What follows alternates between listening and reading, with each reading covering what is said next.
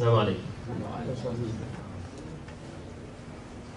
So the city that we live in here in Toronto is increasingly a city of Confucianist Taoists, Buddhists, and I mean there are Aboriginal Canadians who most people don't understand very well what their spirituality is, and as you've mentioned before, there are sort of monotheistic tendencies or strains or realities in those traditions.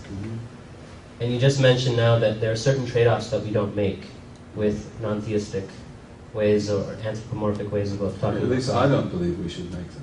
Yeah.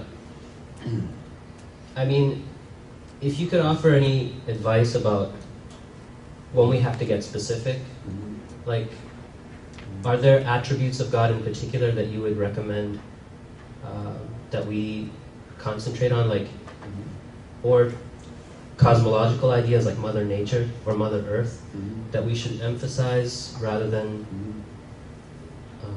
God? Inshallah, maybe you'll find time to look at the article, Islam in China, thinking beyond the Abrahamic box. And what was the name of the article?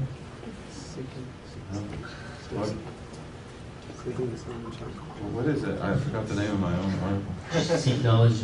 Seek knowledge in China, thinking beyond the Abrahamic box. And one of the interesting things there is the fact that the Chinese Muslims who have been in China as long as Muslims have been anywhere, they've been there over 1,400 years, in articulating Islam in Chinese, they did it so thoroughly and perfectly that they affected the Confucianists, they affected the Taoists, and they affected the Buddhists.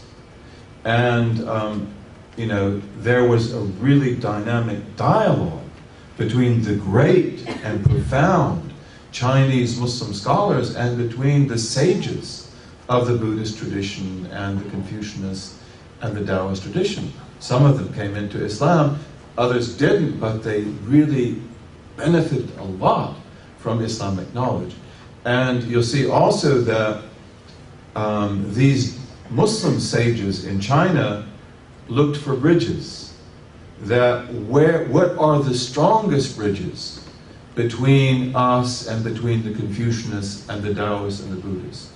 And I think I mentioned 5 in the article. So they found that we took a trip to Indonesia in 2004, I believe it was. And one of the reasons for that was to study how Islam came to Java. Java had such a rich tradition of Hindu, Buddhist civilization. So, how were Muslims able to communicate to these people? Because they lived really they had a worldview that in many ways is very strange to us, very exotic.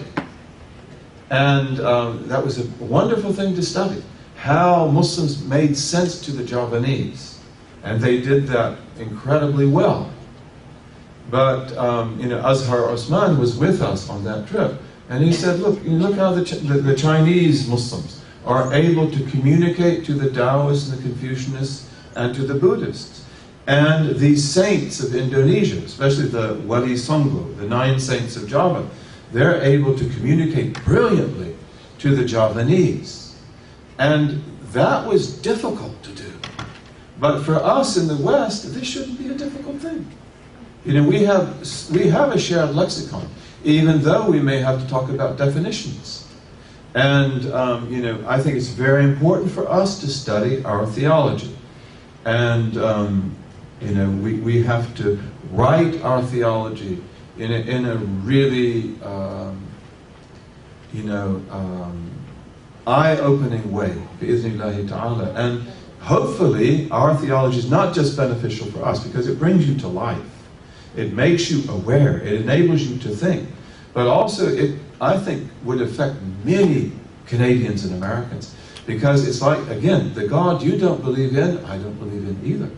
Because it's about cognitive frames. You have misconceptions about time and place. You have misconceptions about quantification. You have misconceptions about the nature of physical reality. And so let's talk about that. Let's talk about cause and effect. And let's talk about necessary being and possible being. And then you see whether that makes sense to you or not.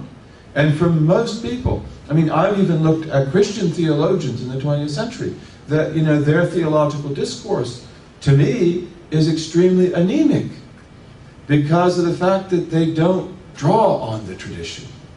They're not able to do that. And they buy into a lot of the cognitive frames around them. So they're really not able to do much more than to spin their wheels. I think we have to be really clear, and we have to open up people's minds.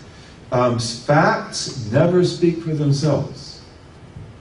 We say that. Let the facts speak for themselves. Facts don't do that. Cognitive frames are what give you speech. Cognitive frames are the paradigms you have in your mind.